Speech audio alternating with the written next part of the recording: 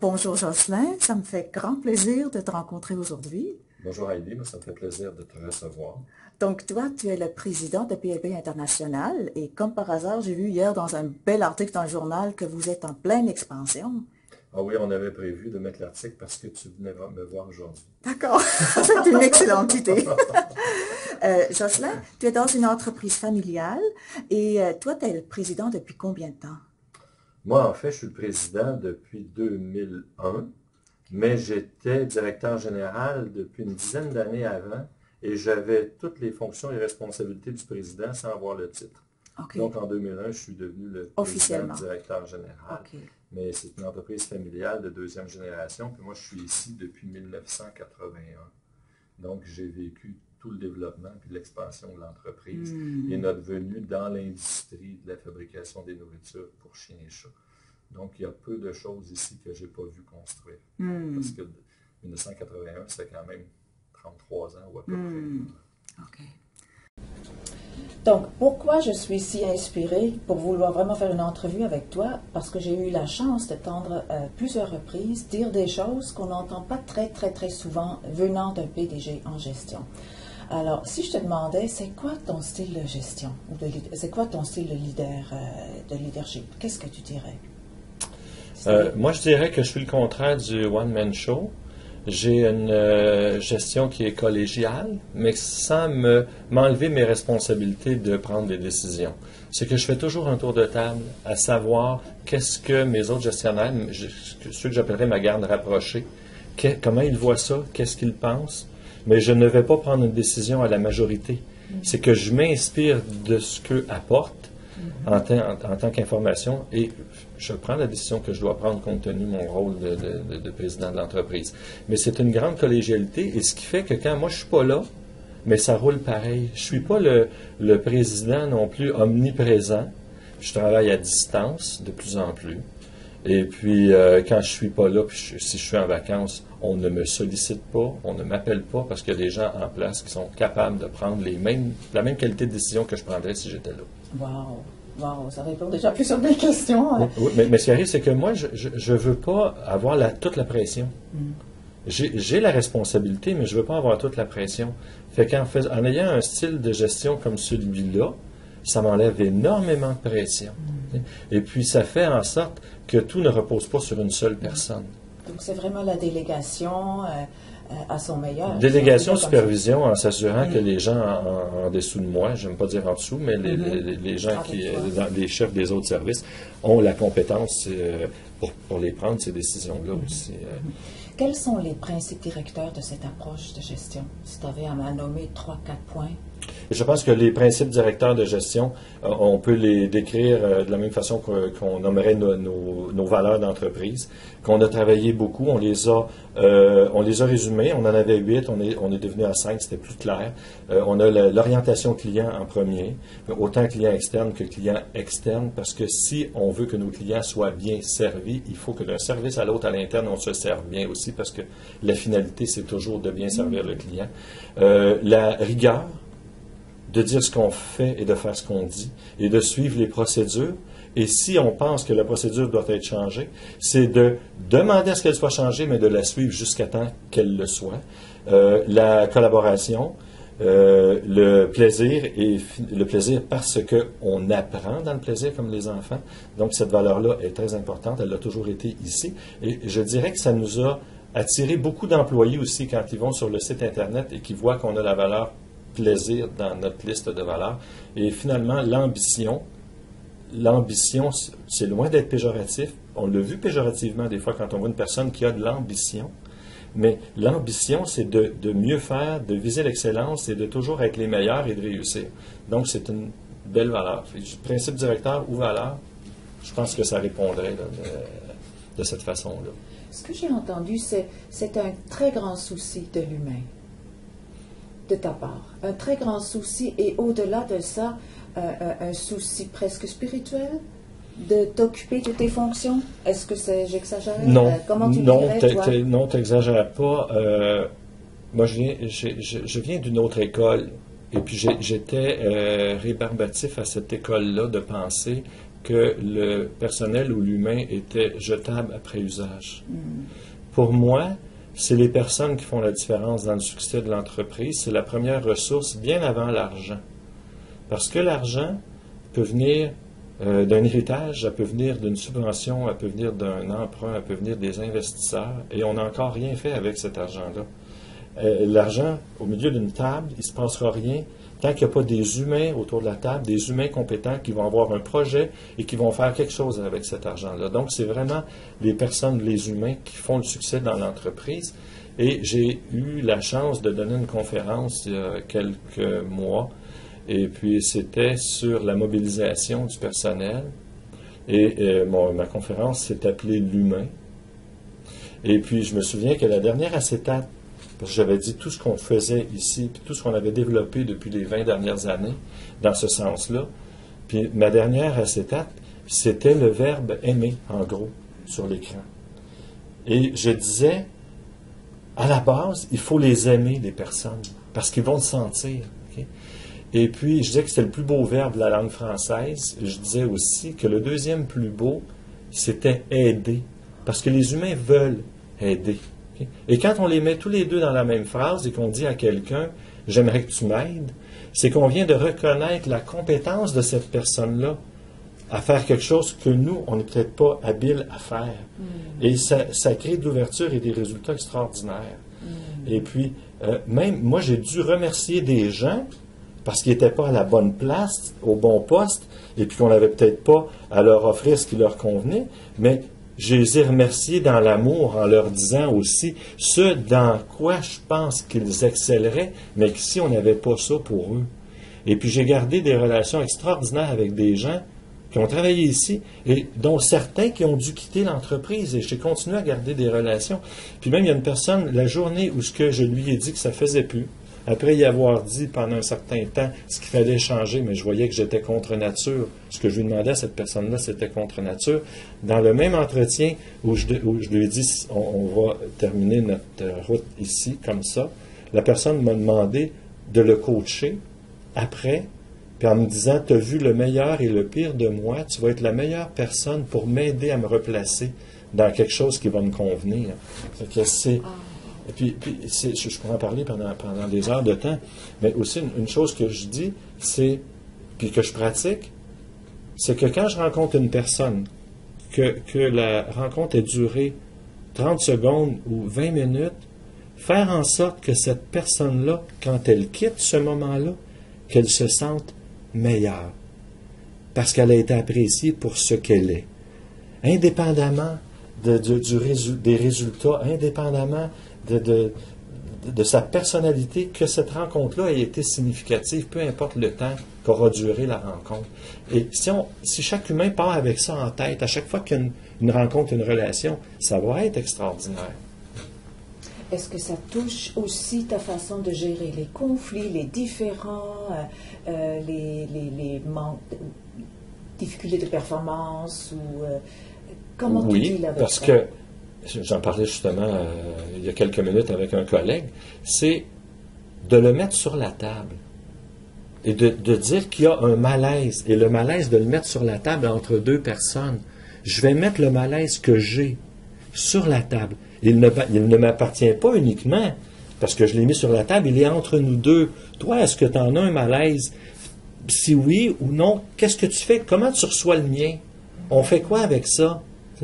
C'est pas accusateur, c'est de dire j'ai un malaise avec telle situation.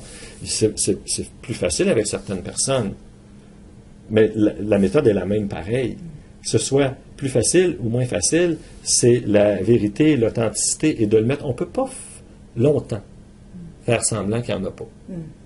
Parce que on va se rendre la vie difficile, on risque de se rendre malade, et l'autre personne aussi. On peut faire semblant pendant un certain temps. On ne peut pas faire semblant longtemps. Puis je les ai adressés de cette façon-là, et puis des fois des choses pas faciles, mais avec la conviction que ça va bien aller aussi. Moi, je vois toujours, avant de commencer une rencontre, une discussion, un meeting, même une présentation au client, je vois la fin.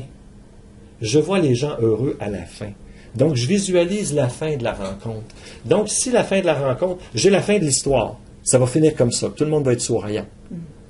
Mais on va partir du début, puis on va arriver à la fin. Mais il va falloir qu'entre les deux, se soit passé quelque chose qui fasse en sorte que la fin va être heureuse. Peu importe ce qu'on a adressé. Puis, je veux dire, ça fonctionne.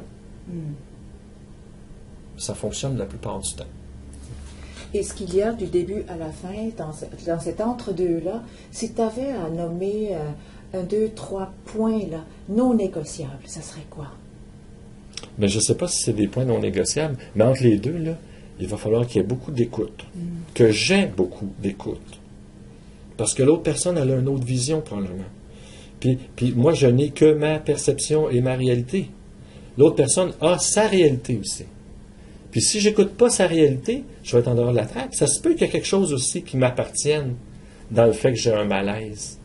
Fait que, ce qui est entre les deux, il faut qu'il y ait beaucoup d'écoute et qu'il n'y ait pas... Que mon chemin soit flexible. Que mon chemin entre les deux soit flexible. Parce que si j'ai tout écrit d'avance, le scénario de notre conversation, mais là, l'écoute ne sera pas là. Puis je vais revenir à mon scénario, peu importe ce qui va se passer. Mais c'est une valse, là. Parce que quand on adresse un point qui ne fonctionne pas, il y a une danse à deux, là. Fait qu'il faut que je laisse de la place pour ça. On ne peut pas danser sur papier, hein? Non. Non, puis on se trompe aussi. On se trompe. Sur papier, c'est que j'essaie de prévoir l'imprévisible. Puis il faut que j'aie de la place au non prévu. Même dans cette courte relation, conversation-là.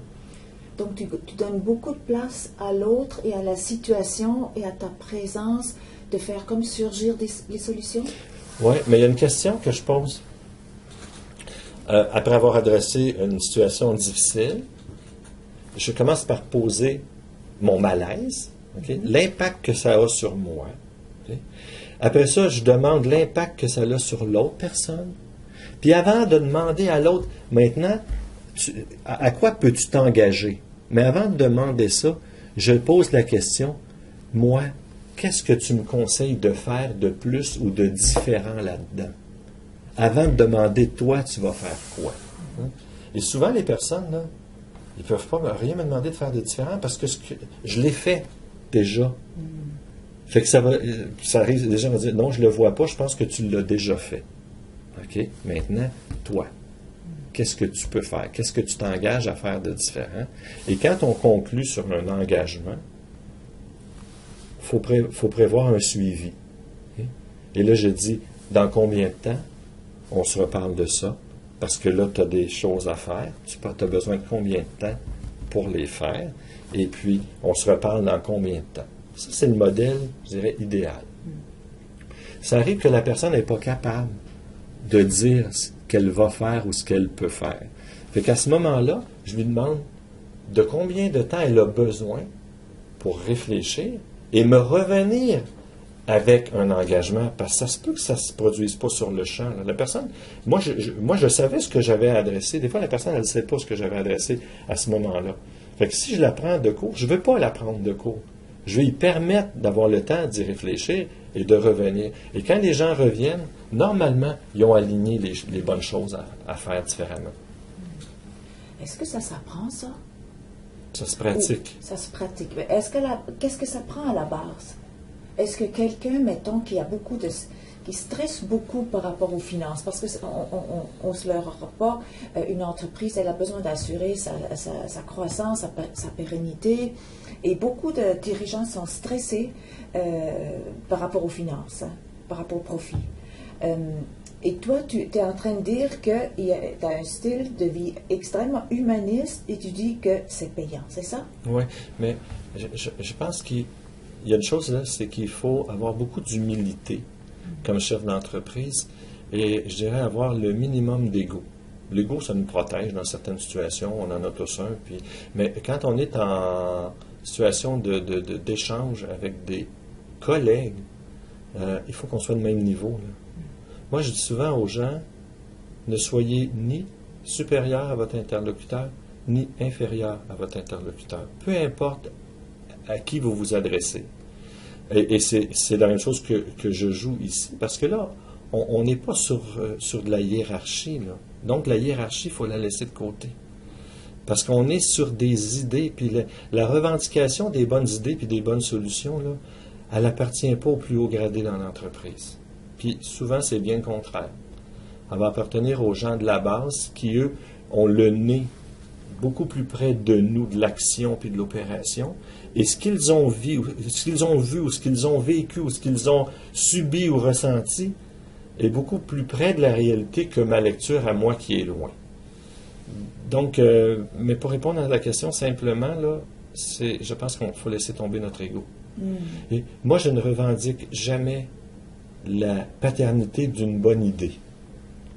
Parce que l'idée, dès qu'elle est mise sur la table, elle ne m'appartient plus. Elle appartient au groupe. Il faut aussi laisser place à l'erreur. Parce que s'il n'y a pas de place à l'erreur, il n'y aura pas de risque. Les gens ne prendront pas de risque de faire les choses différemment ou de sortir des sentiers battus. Moi, je dis toujours qu'une erreur, on peut la faire la même une seule fois. Et si on apprend de l'erreur de l'autre en plus avant, ben on ne va même pas la faire cette fois-là. Mais on a droit à une erreur. J'aime beaucoup les gens qui reconnaissent leurs erreurs. Puis, au contraire, je déplore quand les gens camouflent et puis essaient de dire que c'est pas eux. L'erreur, elle appartient à la personne, selon moi. Le succès appartient au groupe. Wow. J'en ai fait des erreurs. Hein? Est-ce que ça s'apprend? Ben oui. Essai-erreur. Essai-erreur, j'ai dit des choses qui n'avaient pas d'allure, moi, dans ma carrière. Là. Puis j'ai dit des choses qui ont coûté cher aussi. Là. Je me suis... Comme le mot impossible. Bannir le mot impossible. On va trouver une solution. Peut-être pas celle-là. C'est difficile. Ce serait difficile d'accorder ça. Mais impossible, ça vient de finir. C'est fini. Impossible, c'est mort. Il ne se passe plus rien. À partir du moment qu'on a statué que c'était impossible, il n'y a plus d'échange, il n'y a plus d'idées. Et ça m'est arrivé d'avoir dit impossible. Et ça, c'est un mot que j'ai essayé de bannir de mon vocabulaire. Est-ce que es-tu tombé dedans dès le début dans ce style de gestion avec beaucoup de considération, ou est-ce que c'est l'expérience de vie qui t'a amené à ça? Non, moi j'avais déjà la considération de l'humain, jeune. Par contre, quand je dis je viens d'une autre école, je me suis positionné contre l'école d'où je venais. Et j'ai essayé de justifier que ma façon à moi de voir l'humain, l'importance de l'humain dans l'organisation, était meilleure, mais ça a été difficile. Et puis, je me suis aperçu un jour qu'il y a plus qu'une école qui fonctionne, parce que l'autre école aussi fonctionne, va fonctionner pendant longtemps. Et pendant ces années-là où je me battais, je voulais que tout le monde adhère à mon école à moi. J'étais pas mieux que les autres qui avaient une autre école. Un jour, j'ai réalisé que des façons de gérer, des modèles de gestion, il n'y en a pas un, il n'y en a pas deux, il y en a 10, il y en a 100, puis ils peuvent tous fonctionner. Par contre, moi, c'est le modèle que j'aime et que j'ai mis de l'avant, puis je me suis entouré des gens qui pouvaient adhérer à ce modèle-là. Puis un autre chef d'entreprise dans mon entreprise aurait fait de cette entreprise-là une entreprise différente. Parce qu'il faut que les gens aillent bien. Il faut que les gens aillent bien. C'est peut-être égoïste, parce que les gens qui vont bien, ils ont du succès. Puis si les gens qui ont du succès, l'entreprise va avoir du succès. Fait que il faut que les gens soient bien d'abord. Et puis s'il y a quelque chose qui les préoccupe au niveau personnel, c'est évident que ça va être ma priorité. Puis, je pense que les gens me le disent déjà, que j'ai de l'écoute. Et puis... c'est peut-être ce que je voudrais que les gens se rappellent aussi. Le caring, un côté caring. Hein? Prendre soin, oui.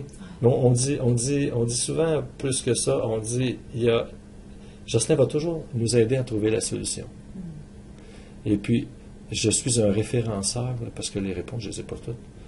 Mais je peux connaître quelqu'un qui va pouvoir avoir la réponse.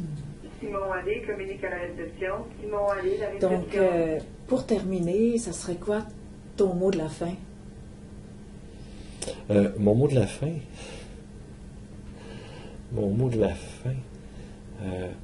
Ben, je dirais merci, puis je dirais en souhaitant que chaque personne qui pourra voir ça voit son plein potentiel. Parce que les gens, parfois, ne le voient pas. Puis moi, j'aime être un allumeur de potentiel chez les gens. Ce serait ça mon mot de la fin. Merci beaucoup, Jocelyn. Écoute, je trouve ça difficile d'arrêter. Là, je sens que tu as encore beaucoup de choses à dire, mais en tout cas, tu m'as mise en appétit, puis je suis sûre que ça va aider beaucoup de personnes à t'entendre comme ça. Je l'espère. Mais merci. Alors, merci à toi.